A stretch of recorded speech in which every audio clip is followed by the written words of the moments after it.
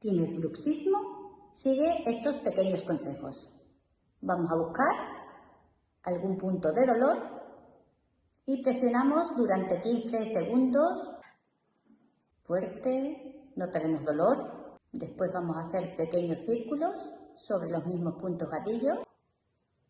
Unos 15 segundos también. Vamos a masajear después desde la barbilla hacia detrás, siguiendo todo el borde inferior de la mandíbula con los pulgares.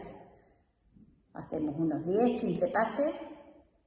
Masajeamos también la cara anterior del cuello con los pulgares. Y también sería muy importante hacer unos ejercicios de reeducación postural, ya que el bruxismo está muy relacionado con la mala postura. Os animo a realizarlos y me contáis.